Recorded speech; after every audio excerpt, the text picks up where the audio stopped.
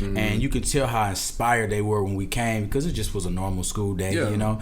And when I was rapping, and I remember for like about 2 or 3 seconds, like almost like an out of body experience. And it was like one of those things, like how sometimes you go so hard saying like, man, when is my time gonna come? When is my time gonna come? And for 3 seconds, it's like I got a chance to, I looked into some kids' eyes, and I like was looking down on myself, and it was like what I heard in my heart was, it's happening now. It's happening now. Everything you've been wanting, it's happening now. It's happening now. And I was like, wow. And I mean, I had my shades on. I was almost like crying then, you know. And I had to just keep going through. So yeah. Man. I'm Andre, and this is the Speak Your Life podcast, where we talk about everything as it relates to education, careers, values, mentors, and anything to do with purpose. We do this one impactful conversation at a time, whether it's solo dolo with yours truly or our amazing guests to share stories, industry insights, encouraging words, and calls to action that can help you get closer to your why. Become a part of the Speak Your Life community by subscribing today to the podcast and following us on Twitter, Facebook, and Instagram at Speak Your LYFE, because life without your why is meaningless.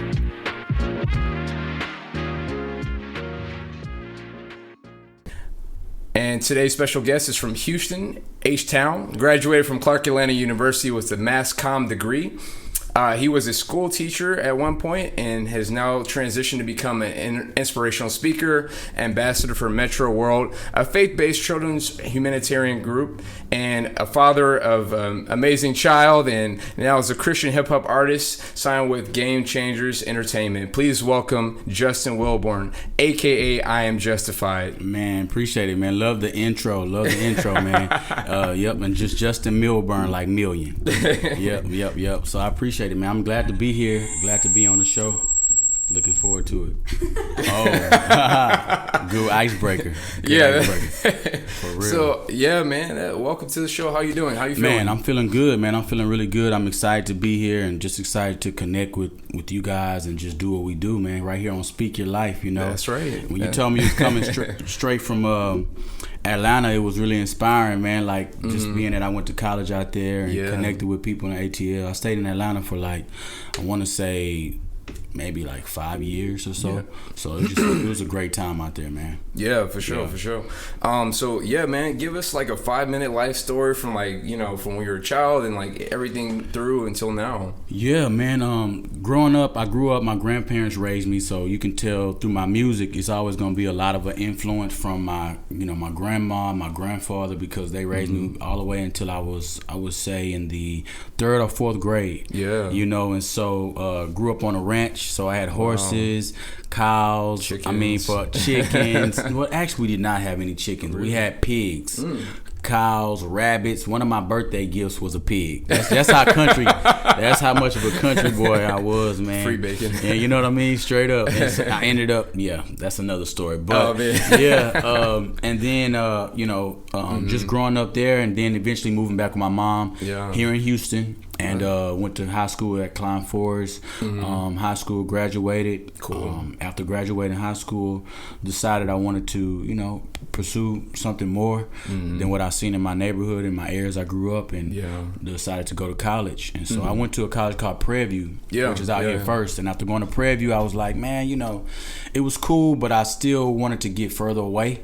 And I had a best friend, and he was telling me, man, come to Atlanta, man. It's alive. You're gonna like it. You're gonna like Atlanta. I'm like, man, ATL, what is it like? He was right. And he was right. And so, man, I took that leap of faith on his word and got approved and got accepted into the college. Went into Atlanta. And did my college visit. I loved it. And moved there. And once I went to college in Atlanta, I got a chance to study abroad. Nice. Lived in Spain and moved to New York. Came back, started teaching.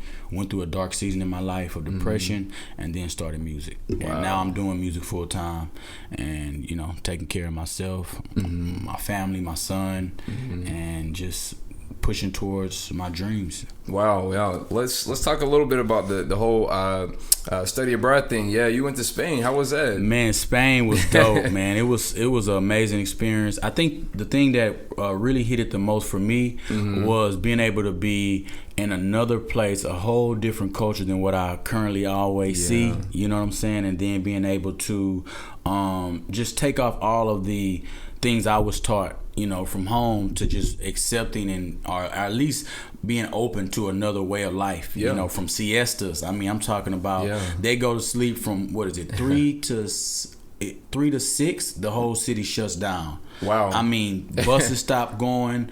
Teachers stopped teaching. Dang. Businesses closed down. Everybody got a rest, and they rest from that time. And of course, they stay up late at night, and then they party hard, and they go back fiesta. In. Yep, fiesta. So I loved it. I had a great time. I learned some Spanish there, so I speak Spanish as well, and it just gave me a chance to really just, I guess, you know, see something different than what I grew up doing and seeing. So yeah, that's what's up. Yeah, you know, I connected in that because, like, you know, I was a communication major in college as well. Okay, dope. You know, at Harvard University, and then studied abroad in London. So you know, everybody spoke English there. You know, it sounded like a different language. By the way, you know, everybody says like different words and terminology. You have to like, so wait, say that again. Like, bring it back. Yeah, for real. But it was a good experience, and I love to travel, you know, obviously as a flight attendant. And so whenever people said, you know, I studied abroad, I always love to hear their story, like where they studied abroad, like how was it? Because it's so much to life and so much to learning when you travel. Yeah, I think it opens your mind to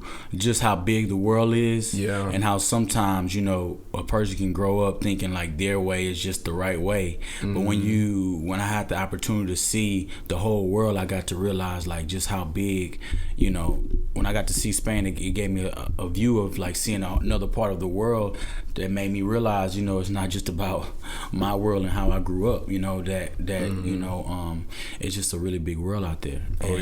And so it was dope. It was really dope. That's what's up. And man, and so how did you end up coming with the name I Am Justified? Tell us about that. You know, that definitely, I can't take any credit for that name, man. That all came from God, man, because after going through this season of depression, I went through depression for 4 years, you know, contemplated suicide. It was a really dark season. If I can explain, you know, how it looked, it was dark. If I can explain how it felt, it hurt. If I can explain what it smelled like, it stinked. If I can explain just, you know, what I wouldn't want to go back to, would be that moment, those moments, that time in my life, you know. But it definitely shaped me to who I am today. If I never would have went through the depression, I never would have became I Am Justified. I never would have been doing music. So God, in the beginning, you know, I was known as Just in Time, because I went to school for TV and film. So you can see here, like, I was interviewing Stevie Wonder and Russell Simmons and just a lot of celebrities. And that was my thing. I wanted to be a host. I wanted to be like the black Ryan Seacrest. That was my goal. And then, like, you know, so I was pursuing it wholeheartedly. Moved to New York, worked for MTV, did all of that. And then after going through that season, you know, being called Just in Time, Justice, my depression was so self-inflicted. It was so much not what people said to me or what someone did to me. It was what I was doing to myself. Really? It was so built on, you know, speaking down to myself, the negative talk to myself, and it ended up just kind of leading me into a spiral where I ended up just going down. And God just began to come in my heart through a friend. He came and just told me how much God loved me, and I was like, man, there's no way God can love me. You know what kind of stuff I've been doing? You know my past. There's no way God can love me. Like, nah, man, God loves you. And it was just a seed. I didn't really believe it then, but it was a seed that eventually started growing. And God began to change my perspective, and somehow I just heard the name like in my heart, like, I am justified. You know, when I was reading the word one day and I seen it again, it was like confirmation, like, oh, wow, this is what justified means. And then I thought about my name being Justin. I'm like, wow, justified. And he was like, no, I am justified. So that way is God justified you, you know. Because when Moses said, where are you, you know, who do I tell him that sent me? Who do I tell him that sent me? He said, tell him the great I am has sent you. So it's I am justified. So it's God has justified. That's awesome. Yeah, so, I love it. I love it, man. Yeah. Thanks, bro. Yeah. So, man, so were you always into music or like, you know? Oh yeah, man. When I was young, it was funny. You know, we were talking earlier about the 10,000 hours. The rule, you know. And when I was young, I always was some way, form, or fashion an entertainer. You know, whether it was me working the camera. My grandmother, when I was little, she brought me a little video camera. Oh yeah. So I was walking around shooting home videos and editing them then, you know. VCRs, on the VCRs. Oh, come on, man. Come on. We got it from Sears. This was Sears when everybody used to go to Sears. Man, we got it from Sears. And you know, she got me that first. And so, you know, and then when we would have like family gatherings, I would always be the one dancing in the middle of everybody and, you know, just enjoying it. So I always kind of been into that entertainment, but I never knew that it would be rapping per se. Like when I seen rap, I never really dedicated myself to it. Like I thought about it, I thought it was cool, but I never really dedicated myself to the writing part. Yeah, that was the part I just did not like the most, you know, the writing part, the creating part. But I'm glad I did. I'm glad I just, you know, stuck in and found it. So yeah. Good. And so like when you were growing up, were you in like any choirs, anything like that, or just like? So when you know, wasn't in a band, wasn't in choir. I was always into more like acting. Yeah. Like theater, acting. That's kind of where my arts part would be. Yeah. Not even drawing, you know, a little bit, but more acting and theater. Okay. Yep, live plays. When I went to Prairie View, I ended up getting a scholarship for theater over there. So Yeah, wow. And so just transitioning from that, and so do you say, like, were there some people that inspired you growing up, like as rappers, like who were your inspirations? Man, at that time I would say, you know, I definitely was big into Nelly. This when Nelly was tearing the game up. I was big into Nelly. I was big into man, it was some guys. They had a song like "I Got 5 on It." What's the name? "Do or Die." "Do or Die." They was like, man, they was big. They was big in my playlist. And then of course, you know, Tupac. You know, but I didn't really start getting into Tupac until like much later, you know what I mean? But and then once I got to ATL, you know, right around that time, T.I. was like, that was the guy I was listening to all the time. What T.I. was, man, what that was like, that's who I would jam all the time. And I always had a love for R&B too, like Usher. You know, I used to get, when I was in high school, because I was a part of the step team and I used to dance a lot, they used to always be like, "Oh, you look like Usher." They said, and I didn't like it because that wasn't hard enough. That wasn't rough. That wasn't tough. That wasn't hard. So they were like, "Oh, and man, you were light skinned." Yeah, and I was light skinned. It was not the cool thing. So I did not like it. But fast forward now, I can appreciate. You know what I'm saying? Like that was cool. It was. I should have took it as a compliment because I definitely love R&B, and so people like Usher at that time definitely was inspiring me, man. Big time, without a doubt. Yeah, that's what's up, man. And so, you know, just with this whole, you know, industry that you're in, when it comes to Christian rap, specifically Christian hip hop, in your opinion, how has that evolved over the years? Because I know, like, to be honest, like me growing up listening, you know, to T.I. and stuff like that in transition, I listen to super corny I'm like, this is trash. Like, look, man, I ain't gonna listen to this no Christian rap because it's just I need something else. Like, I need something that's like really, you know, high quality, but also good content too and real. Real. So, how do you think it's evolved? I think Christian hip hop has evolved greatly. I mean, now look at people like Kanye West, you know, coming over and doing what he's doing. I think that it just shows the manifestation of how powerful it is shifting the culture of music, you know. And I think, you know, when we say Christian, it's more just to let people know, like, it's positive, it's clean, it's centered in something of hope. It has a why. It has a why, you know. And a lot of time with hip hop, you know, our why is really just, I'm just telling you my story. You know, and you know, now granted, some people get inspired from the good, the bad, the ugly from our story, but it's really just telling their story. But I think with Christian hip hop, it brings that hope. It gives hope that hip hop, you know, just hip hop by itself just can't do. So I think that's why for me, I don't just run away from that title at all. Or if somebody says you're a hip hop artist, cool. If they say you're a music artist, cool. If you say you're just an artist, cool. But I always said this after I left Honduras, that whatever they call me, just put international in front of it. Yeah. So now, since I performed in Honduras, international Christian hip hop artist, international music artist, whatever it is, international. But that's what's up. That's what's up. Yeah.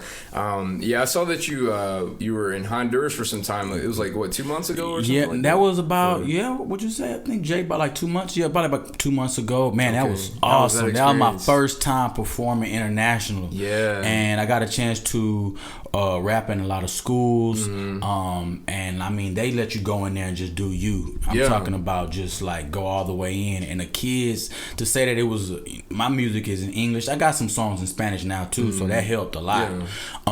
But they was vibing with it, connecting with it, you know, jumping around, you know, follow me on social media. I'm still getting comments from them now, you know, just from the inspiration that I was able to get in Honduras. And something that stood out to me in Honduras the most was at one school, it was like a yellow school. It was painted all yellow, and it was a lot of kids dressed in these cool little uniforms, you know, and you could tell how inspired they were when we came, because it just was a normal school day, you know. And when I was rapping, and I remember for like about 2 or 3 seconds, like almost like an out of body experience. And it was like one of those things, like how sometimes you go so hard saying like, man, when is my time gonna come? When is my time gonna come? And for 3 seconds, it's like I got a chance to, I looked into some kids' eyes, and I like was looking down on myself, and it was like what I heard in my heart was, it's happening now. It's happening now. Everything you've been wanting, it's happening now. It's happening now. And I was like, wow. And I mean, I had my shades on. I was almost like crying then, you know. And I had to just keep going through. So Man, it sounds like you need to write in your journal or a book or something. Oh yeah. I definitely. That's coming, man. That's coming for sure. That's cool. And this is the first interview I've told anybody that one too. So, wow. I feel honored. So man, I remember because I went to Honduras, like it was like 2015, and I was there on a mission trip with some friends from Harding University. And it was like during the summertime, but it was a good experience. We were helping out. It was like a special needs adults school, and just doing a bunch of stuff like painting and cleaning and different things like that. And it was a really good time, a very humbling experience. Any single time that I have a complaint and I'm coming down to Honduras or anywhere that is like, there's where somebody is less fortunate. You start to put things in perspective, and you're just like, that complaint that I had coming here, like it's no longer, it dissolved because it no longer exists, because now that I'm here, I'm doing this work, I'm not even thinking about my problems. I'm just sitting here, just trying to serve the people in front of me, just trying to look them in the eye, and just tell them about Christ, or just share with them, I hope you're having a good day, give them a smile, give them a laugh, all that stuff. And so like places like that are like just so I would say magical, because they make you, they change you. It's like, when I'm going on vacation, I don't feel as changed. I'm going to like, I don't know, like Florida or something like that. I might change to get a little tan physically, but not emotionally, not spiritually. I don't feel that change like I do when I go to like places like Honduras. We got a chance to go into one of the roughest areas out there. It was, the city name was called La Ceiba, but we went to a little area, kind of like in a little pueblo, not far from La Ceiba, and man, I'm telling you, their houses were, basically just tins put together. Maybe, little fences wrapped around it, tins put together. And, to see those kids, to see those families, how loving and giving they still were. And the way they were living, and how they still had their joy. It really inspired me to be like, man, what are you worried about? Like everything is fine. We're blessed, and I think opportunities like that, experience like that, it sticks with you in your heart for a long time. I got a chance to connect with a kid by the name of Joseph, and his mom is a pastor. But he just drew to me like quick, like right when I met him, you know. And then he just was following me around, and we ended up kind of building a bond from the day one I got there all the way to when I left. Literally, his mom and Joseph went all the way to the airport with me, and you know, and just saw me there, and I got a chance to really connect with him, and they still keep in touch now, you know. And so those type of moments are so important, you know, like even in the midst of reaching hundreds of kids is great, you know, but I realize how it's that one kid that really got inspired, you know what I mean, just by whatever it was that he saw, you know. And I'm just hoping that it leads him to know his why. Sure.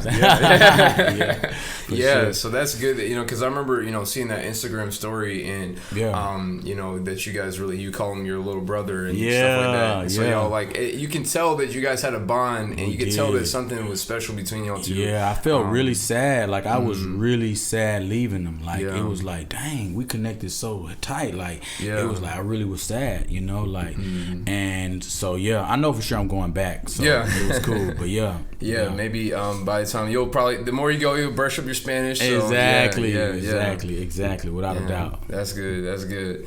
And so, like, you know, when you go back or whenever you know, do more events and more shows, like, do you have any people that you thought about who you want to collaborate with, you know, out there? Or just anywhere in the world. It could be from here, from, you know, from somewhere else. I don't know. Man, I have a song I did with someone. He's from Colombia. His name is Herodero Mextizio, and so we got a song. It's called "I Got the Juice." It's Guy Flow. It's on my Spotify and all my streaming sites. That's a plug. But definitely check that out. Definitely check that out. But he's doing his verse in Spanish and mine is in English, and we just need to shoot the visual for it. But I would say something with him. It's somebody else who I was looking up. I can't think of his name off the top, but I just kind of got onto him. He's really good. He's another Latin artist out there, and he has a really nice following as well. I think it's Remedy or something like that. I'm about to look him up, but he's really dope. But I'm definitely thinking like some artists international. I think would be cool. That's what's up. What's up. Because there's, like, you know, there's so many people out there that, you know, whenever, I think it's really cool to see two great artists come together and do some special things together, because, you know, whether you're in music, whether you're in fashion, whatever like that, like, I think, you know. And I love fashion, by the way. I can tell you're pretty fresh today. So 2020 is going to be, I was wearing mostly black 2019. 2020, I'm starting it off right. I'm coming ice white.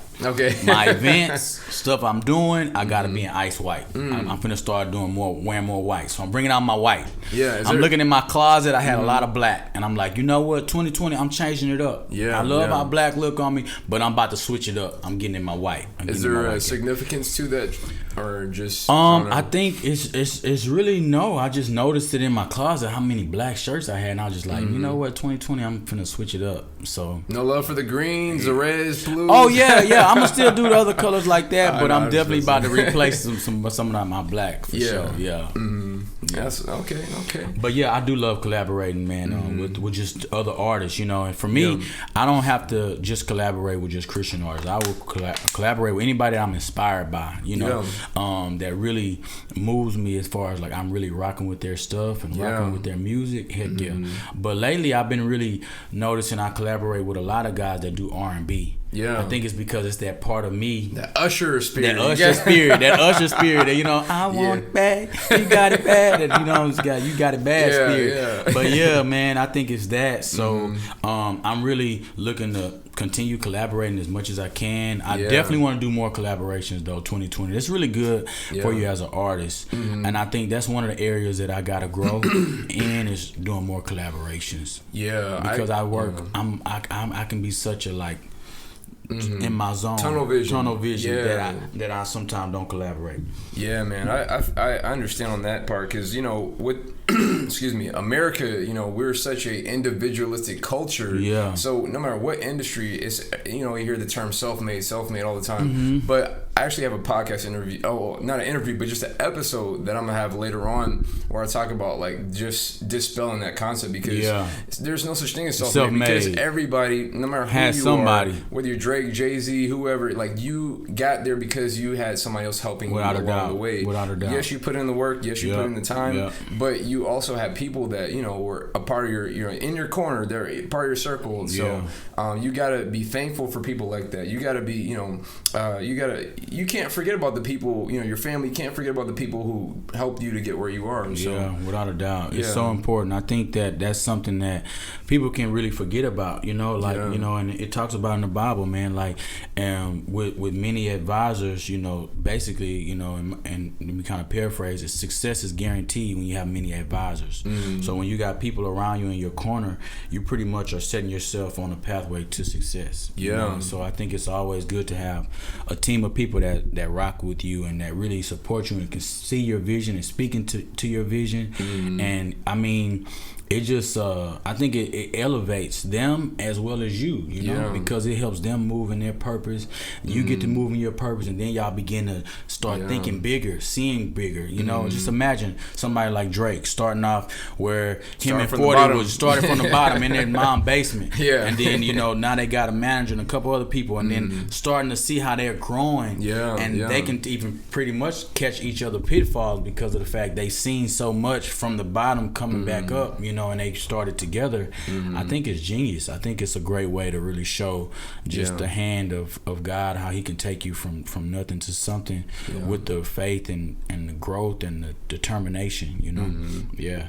You know, they always, you know, say that you always have to have somebody who's a step ahead of you, somebody who's right there with you, somebody who's right behind you. And so, because whenever you have somebody, you know, I was talking to Jordan actually about this earlier in the car, and just about how, like, you know, if there's somewhere you want to go and you see somebody that, you know, that's an inspirational person to you, and they've reached a part of their career that's just like really like awesome, you want to, you know, try to be surrounded by people like that, because, you know, they're at least, you know, a little bit ahead of you, so that you can learn something from them, because they're like where you want to be. That's good, you know. And sometimes we can take that look a different approach, right? A person can be like, and they can kind of like feel like, oh man, I'm not doing enough, or oh man, that should be me doing that, you know. But really, I feel like when God allows us to see people doing those great things, it's really a way to inspire us. It's not to make us feel any other way. It's to inspire us anytime, because, you know, the Bible even says it, like he's the one that raises up people and takes kings down. So it's a beacon of inspiration, no matter what. For whatever reason, it's a reason of, I believe, just to inspire us to reach towards that next level, you know what I mean, and bring what we feel they may have been missing to it, you know what I'm saying? So, no, I agree. I definitely agree. You got to have the people who are a little bit ahead of you, so that you can get to where you want to be. You got to see where, you know, if they are where you want to be, because we have a lot of people, you know, that want to give us advice from here and there, that whether they be, you know, friends or family with good intentions, but they're not even living the life that I want to, you know, I want to live. Bro. I still love you, but you know, it's like the Rich Dad Poor Dad, you know, I don't know if you ever read that book. He loved his dad so much, but it's just like, Robert Greene, right? You're not doing what I want to do. So that's why he had a friend. He, you know, always, you know, wrote and got advice from his friend's dad who was rich. So he had, you know, his poor dad who was his biological, and he had his rich dad. So, I love that book. I read the audio book for that. I loved it. It was powerful, man. Robert Kiyosaki. Man. Robert Kiyosaki. Great It was Robert something. I was thinking Robert Greene because I was thinking Money Rich. But Robert Greene, that's another good author. 48 Laws of Power. That's what that was. Okay. But for me, I'm the same way. Like, I'm only going to receive advice from people that I really have respect for their feedback or their whether it be criticism, whether it be accomplishments, whatever. I have to really respect, you know, where they are and see, you know, what they have or their expertise, or see something in them or where they can be. Then I'm gonna receive it. You know what I mean? But other than that, I'm not really hearing it, you know? Yeah. Because sometimes, you know, people can limit you because they have, it can be so small-minded and what they want to do and where they are, where they see themselves, that they'll make it seem like you're doing something wrong because you want to grow and excel and you've reached it to a place where you're like, okay, it's like a ceiling. I got to keep growing, you know? Oh, you change. You always hear that all the time. You forget where you came from. No, I didn't. No, I didn't. I'm just not looking back. Yeah, I'm not looking back. I'm not looking back. And I think at the end of that, we all are changing daily. Exactly. Every day we change. I'm not the same person I was in high school. I'm not the same person I was in college. Every day we're changing. Every day parts of us are changing. As a matter of fact, every 7 years you're gonna go through a major change in your life, biologically than what you were before. And so I mean that's just human nature, who we are. It's to change and evolve and hopefully grow. Because that's what also keeps us from being in that sunken place is growth. Growth, even if it's small growth, but growth is so important for our own peace and sanity. It's growth. You gotta have growth. Man, you gotta have growth. Even if it's man, I was doing 5 push-ups, now I'm doing 10. Okay, it gotta be growth. Because if it ain't growth, like, you know, what are we doing? What are we doing? You know, so yeah, you had a song. If you're not increasing, you're decreasing. Steady increasing. You gotta be growing. I was bumping to that earlier. Steady increasing. You know, that song came from such a real place. Like that song opened up doors to where I opened up for 50 Cent. Got interviewed on 97.9. Got an opportunity to perform with just many different artists. You know, connected with Zero Powwow, you know, Mike Prince, Rap A Lot, the same people that managed Drake, you know, from that song, that one song. Dang, you know? That's crazy. And so that was also like in a season where, you know, I had this song, Steady Increasing, that was a banging song. But I kind of felt like it wasn't the church, but it was Christian rappers kind of made me feel like, oh man, that song, you know, or man, you switching up. You're not saying Jesus enough. You're not rapping about God enough. You know, and so what it ended up doing is sometimes if you listen to the mouse, the chatter of the people that are not where you are, you can limit yourself. And so I kind of like, well, man, I don't want to feel like I'm selling God out. And so then I kind of pull back, and you know, those moments kind of kept going, you know what I'm saying? And so what I've learned from that experience is, man, just continue to trust that voice on the inside and not allow the chatters, you know, to bring you back to where you are. Because now, here it is, fast forward, the same people that was saying all of that, now they supporting Kanye West and anybody else that come with something. And I love it. I love Kanye. It had nothing to do with it, but I realize you can't listen to the voice of chatters like that. You know, and realizing that at the end of the day, what God gave me is different, and sometimes people may not understand. At the end of the day, this new season, when I've been dropping all these videos, Jordan can tell you I've been dropping videos like crazy, doing music like crazy. I'm not doing it for people no more. I'm doing it for me. Then after doing it for me, then I'm doing it for God. Because at the end of the day, He gave me freedom, and in that freedom, I want to create, and in that creation, I want to be able to create because I'm happy doing what He created me to do. But then I want to be able to say, okay, God, I choose to give it back to you. It's not just like a good answer, like, oh, for you first. Nah, I'm making a choice to say, okay, this is for you, you know? And so I'm back to doing it for me and just creating and then letting people tune into my world. Come into my world, you know, see what my world is like and just vibe in my world. And I think that has been really great for me because I've been able to create a lot. I've been able to do a lot, and I've been more happy with my progress because it's not driven so much by how many views I get, how many likes I get, how many comments I'm gonna get. Oh man, I gotta wait till I had this perfect song and then promote it and then push it out. See, that was the way I was doing it before, and like, for example, you're like, man, no, that's a hit song, you know? Yeah, I make hits. I make hits all the time. Hair down, steady increasing, go get it. I make hits, but sometimes people, they'll try to box you into that hit, and you listen to them thinking like, oh no, you got to keep pushing that hit. You got to keep pushing that song. Well, now I haven't dropped a song or a video in 8 months. That's not how artists should work. And so now I'm seeing that. Nah, okay, yeah, that's a hit. Boom, I'm finna follow with another hit. Okay, boom, I'm gonna keep it going. Keep it rolling. You like that song? They gonna go back, listen to to that song, and then I'm gonna keep making songs so I can stay current with the time. Cause what happened is you can drop a hit song and then you still pushing that song, and your followers like, I heard it 5 months ago. I've seen that 5 months ago. And you don't even want to share it because you know you just did it 5 months ago. So it's like you got to stay dropping fresh new stuff. So to artists out there, that's something I would say that I learned over, that took me probably 2 to 3 years to learn that. Man, just stay dropping music with visuals, and stay current with the time. Like right now, I think I have a great momentum going for myself with the Christmas holiday thing. You know, it's Christmas season. My music is about Christmas. I'm dropping Christmas albums. EPs. I got videos. That's Christmas. Everything is themed with this season of time. So I'm with the energy.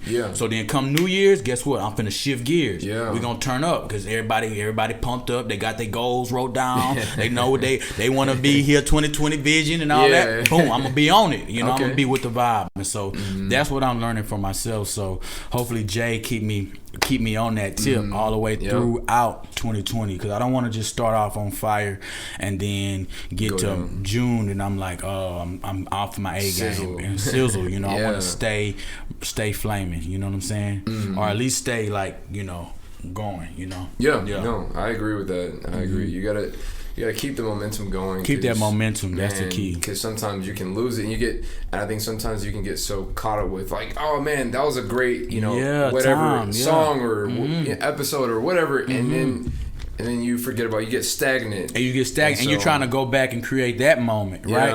And one thing I can say I learned from that moment is, even in the midst of that moment, it was some great opportunities, some great time, but it was steered by hurt. And a little bit of pain too. So now when it comes back, like I got my next show this Saturday, it's back in it's in the club, you know. And now when I go on Saturday to this place, it's not coming stem from a place of like hurt or bitterness or man, they don't understand me or the prodigal son. It's gonna be coming from a place of just like, I'm just doing me. You know, I'm doing it for me. I'm following my heart and doing it for me. And I think now my creation of music is gonna be a lot different. The way I, present it is gonna be much different. And so that's what I'm on now. That's what's up. Yeah. So man, because talking about that momentum, it's like that's, I think, one of the reasons why people like the baby, they have that momentum. They keep on going because, you have one hit, you got Surge, and you got Bob.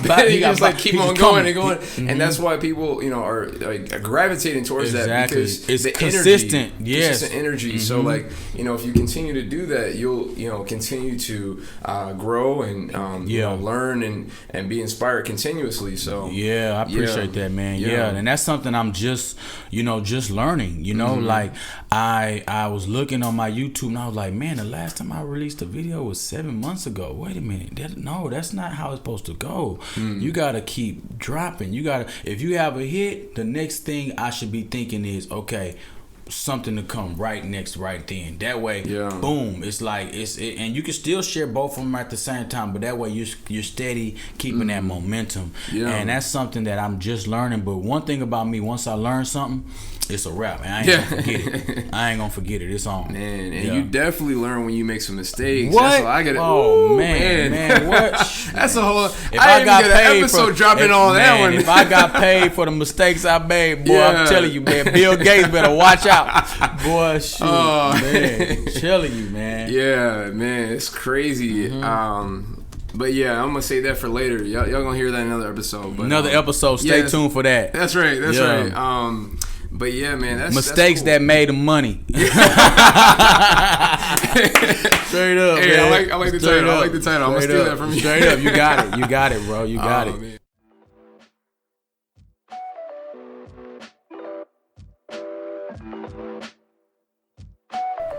The BBC reports a U.S. workers' online study said that nearly 70% agree public speaking skills are critical for success at work. Maybe you are a student looking to become a prime candidate for that internship, or might I say full-time position, or maybe you've already been in the job market for some time now and you just want to stand out amongst your coworkers looking to get that raise you feel like you've been passed up for too long now. Go to speakyourlife.com/private-lessons.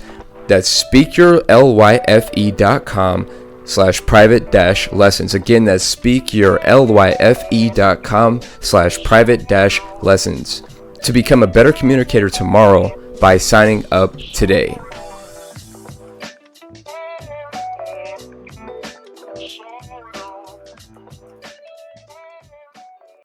But yeah, so like, you know, I wanted to ask you, because like, you know, just, you know, keeping it really real with you right now. Straight up. Just as a Christian artist, and you know, being accepting and being okay with that label, because I know sometimes like, oh no, don't call me a Christian artist, like, but like, no.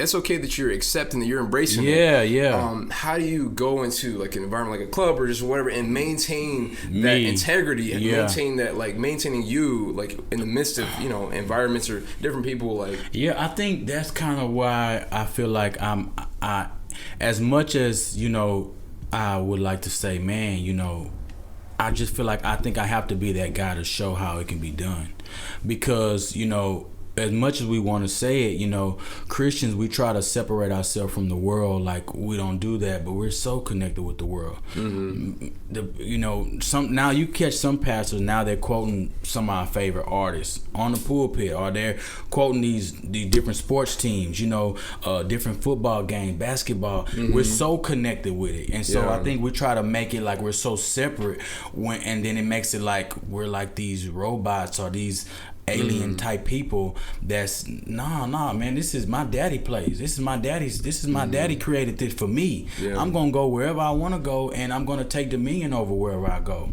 Simple as that. And so for me, I think it would be just going in authority that God gave me, and going in love, most importantly, and just being me. You know, I'm not trying to lay hands and baptize nobody. I'm not trying to save nobody.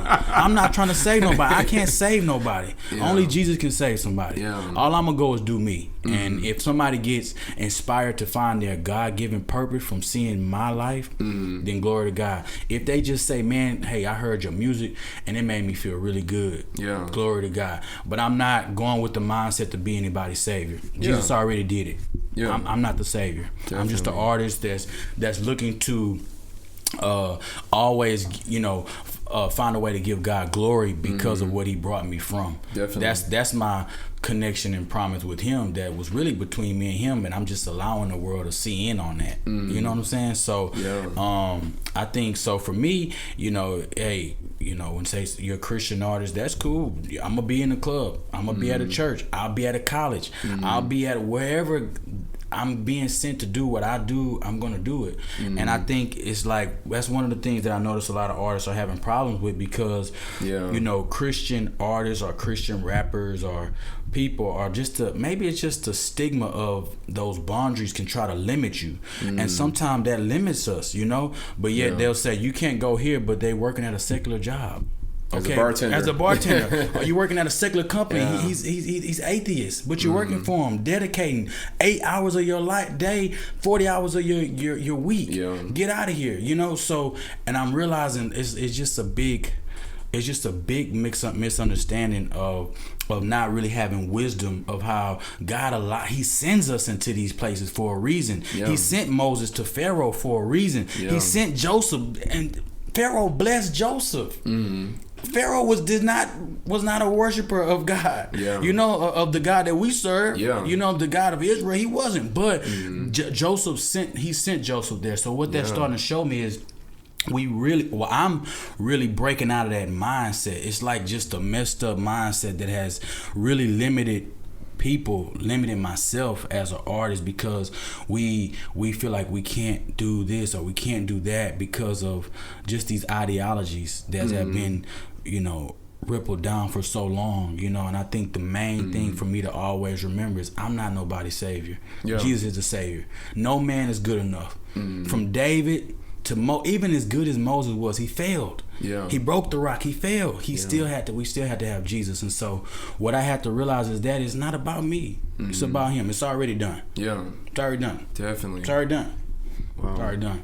And so that's why, and that gives you freedom. And that gives you peace. So then, because I think with humanity, we always want to put somebody like up as this guy. You know what I'm saying? So then we can like poke them down. Nah, it's not. Nah, this. You know what I mean? I think that's the key to really realizing like it ain't about me. It's all about him. You know, I'm just a puzzle he's using for his bigger piece, you know?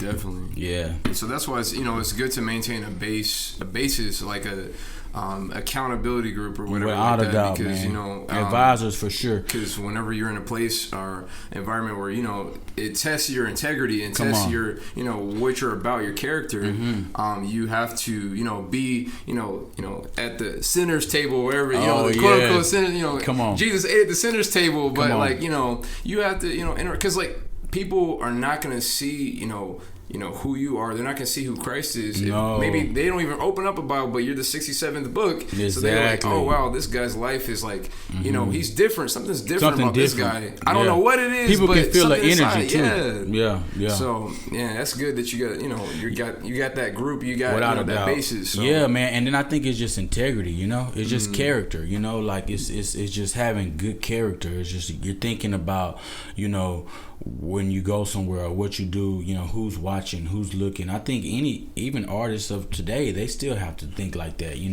because of the fact of who they are and what they do, as influencers. And so I think it's just having integrity and character, because I love myself first. So I'm going to make sure I'm going to treat myself in a way that's predicated on, how I love myself, how I treat myself. And because I know that God created me, what I mean, I'm going to make sure to handle myself well too, Definitely. So I think that's so important, bro.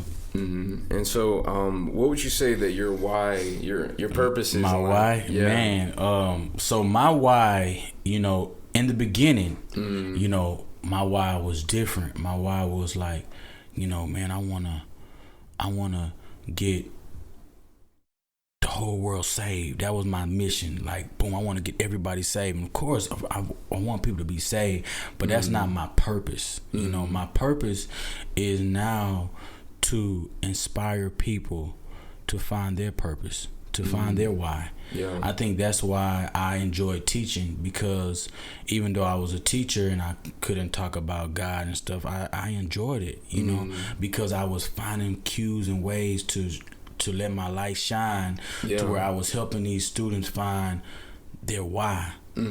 Why they do what they do, why they want to be a mechanic, why they want to be a veterinarian, and that right there to me is life changing, because once a person finds their purpose, they're not just, I know people that save and they still sitting on the side of the street, homeless, not doing nothing, but they're stagnant. But what I realize is when a person finds their purpose, what God created them to be, now they're working and they have a momentum and they're working alongside with God, with what He created them for. So every day they're giving them worship through their work. Yeah. Some people might catch that on another, when they listen, rewind that. But when you find your purpose, you're working hand in hand with God. And so you're worshiping through what you do. Maybe it's a person who's a let's say a brick maker, right, or a carpenter or a brick maker, and they go and build houses. Well, when they build these houses, that God, He put that in them to give them these designs of how to design a house and how to make it feel so homey. When they build that for the people that God gave them that gift, they're giving God glory through that work. So while they building even the smaller parts of it and just the frames, God is getting glory through that, and they're working alongside with God. And so I feel like when a person finds their purpose, it takes them on a deeper level and another connection of how they can work and partner with God, and not just like, okay, God, you saved me and I'm just sitting here waiting, like, what do I do next? Waiting to go to heaven. Waiting to go to heaven, waiting to go to glory. It's like, okay, nah, I want you to live here, heaven here on earth as well. And so I think that is now my focus, and that wasn't always my focus before. That wasn't my purpose before. Before I thought it was more that. So it made it so different in my music and a lot of things, and so now I believe I changed. You know what I'm saying? I'm just at a place where I'm like, nah, I want to help people find their purpose, and I don't want to ever feel like I'm being forceful or aggressive for people to be saved. I want people to if that's something they want to do in their heart, do it. But even if they don't, they have that free will to not want to do it. I don't want to feel like being that guy that's to like point the finger and tell people what they're doing wrong or your lifestyle and who you choose to love is wrong. I don't want to be that guy. That's not the title I want to have. Leave it for somebody else. Yeah, not me. You know, I'd rather be the person to say, hey, you know, man, you were created with a purpose. What is that? Yeah. Oh, are you Christian or are you no? All of that. Let's throw that out. Let's throw that behind. Let's talk about us right now. You were created with a purpose. What do you feel you were created to do? Because you know you didn't create yourself. Yeah. Okay. And so we start from there. And my mama did. Yeah. You know what I'm saying? Yeah, right. Yeah. My mama did. My mom and daddy did. Where your daddy at? I don't know him exactly. God, your daddy. But no. You know, I definitely would like to just inspire people to find their purpose, and I think it gives me a lot more breathing room too as an artist to be able to travel in these different worlds and still be true to me, you know. And I think people like that I see like D1. I don't know if you know D1. No, I haven't. You should check him out. Okay, D1 he does a really good job at his movement. You know him, Jake? D1, he does a really good job at kind of moving in all these different worlds. I mean, he connect with Master P. He then connected with ministers. He been connected with high school students, college students, rappers. Wow. I mean, Jay-Z. I mean, from all in between. But he's still true to him. But he's not. He's not like caged in. You know, he's free. And I think that is the most important thing. That's like what we were talking about earlier. Like for me, my goal is to be free. And anytime I feel like somebody is trying to take my freedom, even if it's to do wrong, I'm gonna fight for it. Because I'm always been a fighter. So if I would be the guy to fight for the good, I'll be the guy to fight for like, nah, I'm gonna be free. This is my free choice to do what I want to do.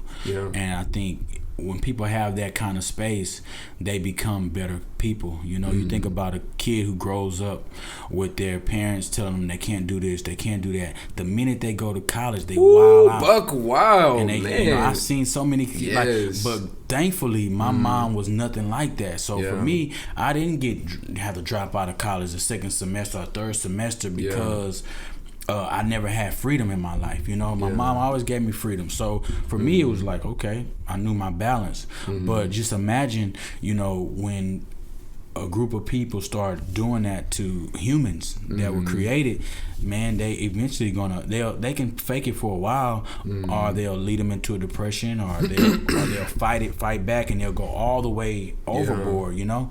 And I think just having that freedom of choice is so important, you know. That's something that God gave us, you know, and I want to honor that. You know, even Adam and Eve, God, He's supreme, He's sovereign. He could have said, I'm gonna make everybody like, well, why didn't he just move the tree and not have that tree? If he knew, God knew they were gonna do it, why would he do that? I don't understand. He should have. Well, then that means he creates robots. Yeah. He doesn't create robots. The church may try to create robots. Christian rappers may create robots, but God didn't create robots. You know, and I think that's something that I've learned is that He gave us free will, and when we realize that, God wants us to choose to make that choice of Him. And so I never want to be that guy to feel like I'm, you know, like, oh, he trying to, nah, man, it's your free choice to do what you want to do. With mine, I already know, maybe in my heart what I'm going to do with mine. And it's working well for me, you know? And so I think that's what I would like people to see, you know, and find their purpose and have fun with it, you know, and enjoy it. Like seeing you doing what you're doing, you know, that's what excited me more about doing this interview. You know, on a Friday, I could have been doing anything, but I was like, you know, the fact that he's moving and his God-given purpose, I'm gonna make that time to do this interview because that means so much to me because you're partnering with God in what you do, and what you do, you know, because you know that's the way we partner and work with Him. So that's real, man. I appreciate it. That's love. For sure. All right, so man, if life is like a house and you have your foundational, you know, pieces that's so important. What would you say is one thing that's a foundational piece of your house? If life is like a house, the foundational piece. Oh, the foundation is definitely gonna be God. Definitely will have to be God, my faith, my peace in Him. You know, if it would be the name, it would be God. If it was like, say if it was two pinnacles, say if it was two bricks that held the house together, one would be God, one would be peace, and then probably the one in the middle would be balance. So it would be peace, God, and then balance. Something like that. Okay. Yeah, and I'm just kind of freestyling out the top from the question, but I know it's a very deep question. Yeah, but it would definitely be in the midst of that for sure. Yeah. Definitely. Man, that's because without peace you can't do much of anything, you know. Without God you can't do anything. You can try, but it's really hard. Yeah. You know, and you know, I believe, you know, also, you know, God is the God of peace, but He's not just peace. He's more than just that, you know. And then without balance between these then two, you can lose yourself too, you know. And I think that would be my 3. Yeah, that's good. To build a house, yeah, because there's so many people, they're yearning after something, they're seeking after something, but they don't know what that is. But innately, it's God, but they just don't know it. It's like, you know, whether it's money, cars, clothes, women, I don't know, whatever it is, it's something we're yearning after something. There's we always have that void in our heart as human beings. So without a doubt, and that's one of the things I feel like I can kind of pat myself on the back for, is like to be able to say, you know, even in the midst of maybe I'm not where I want to be musically yet as far as the status of the quote unquote success of what the world would say, I would say, but I'm very grateful that I got the most important part, that maybe somebody that's at that pinnacle but they haven't got a chance to get God yet. You know? And so it's like, okay, some people may got the success and, you know, this, the fame, the opportunities, the doors, the shows, the record deal, but they haven't met God yet. Whereas I've got God now in my heart, and now I know who He is. So now it's only up from here, you know? It's only up from here. So I say to that person, you know, that's the most important you know, part that we need to have, is having Him in our hearts as our anchor. So then when everything else comes, we don't have to go through all of this stuff. And, you know, so many artists that are losing their lives because that missing part. So they pursued it and they got that, but they were missing that because it felt like this was more important than that. And we realized it wasn't. The most important thing, we already got it.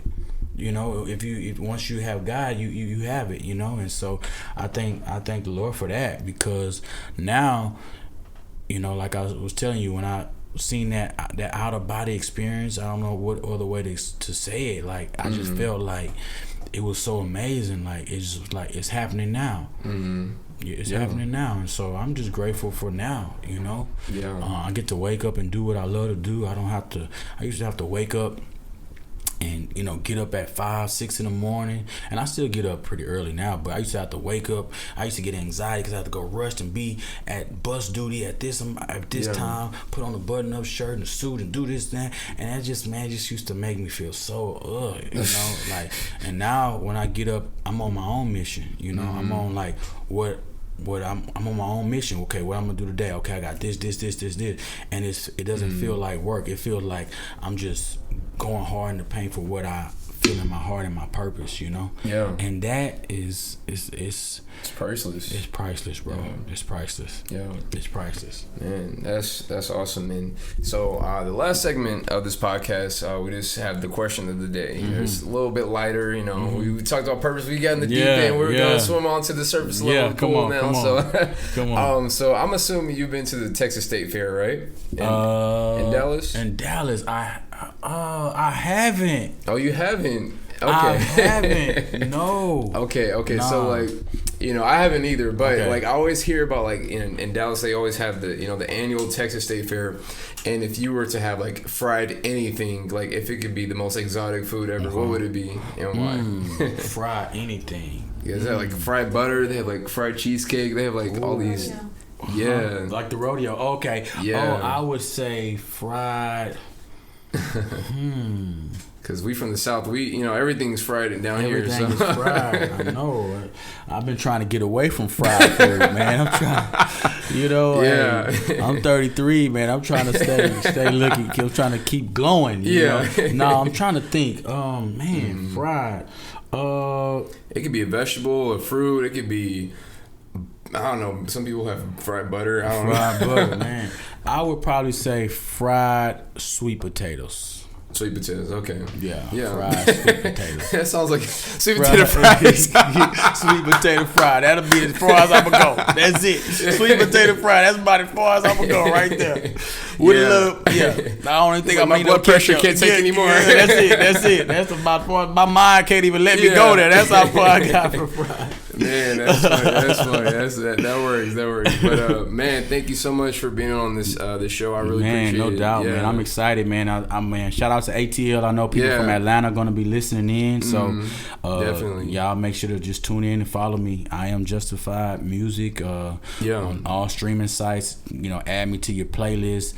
One of ATL's own as well, you know. And so special shout out to everybody that's tuned in. Anybody that's listening to this point right now to the end, thank you for listening all the way through, and I just say, man, whatever that thing is in your heart, search and find it and follow it like your life depended on it, because at the end of the day it's priceless, as we're sitting here talking, I'm seeing him walking what he was created to do, and it brings him joy. And I was just in your same shoes. Like I was teaching and I was rapping, so I was teaching and rapping for about 5-6 years, and so I was I'm doing something that I like, teaching was cool, I liked it, but I love rapping, and so I would have to realize the balance of I can't just stop teaching, and you know what I'm saying, because I won't be able to support what I love, and I had to learn the balance and have peace in the midst of that to be working them both until it was time to take flight and leap. And now,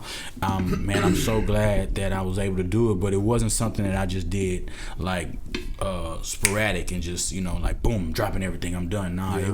It was something that was calculated, and it took time and processed, So to that person, man, just continue to push towards your dreams. Find whatever it is in your heart, and people may not understand it, people may not know how or what it is that you're going to do, but you know what it is inside your heart. So just keep pulling at it and start working at it. Don't be a perfectionist. Just start doing it. Just start doing it and learn as you grow and build as you grow.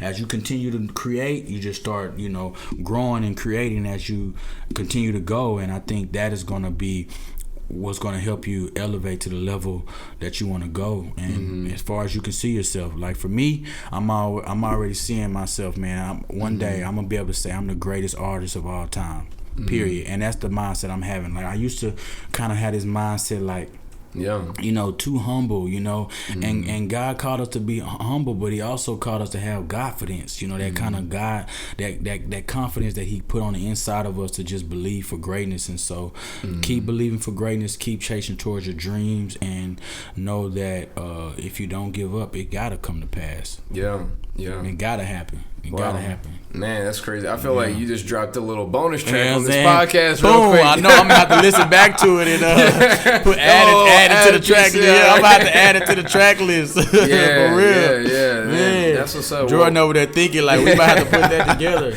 Man, well, all right, guys. Thanks again for joining, and be sure to follow I Am Justified. That's on Instagram at I Am Justified. Again, that's I Am Justified. Music. So, and that's on Instagram, and you can follow him on Twitter or wherever. And also subscribe to the Speaker Life podcast. We again thank you for joining us on this episode today, and we would love to hear your feedback from today's episode. Anything you'd like to say, any comments, we'd love to hear your shout outs. Anyways, we'll see you next time, and have a great day. Peace out.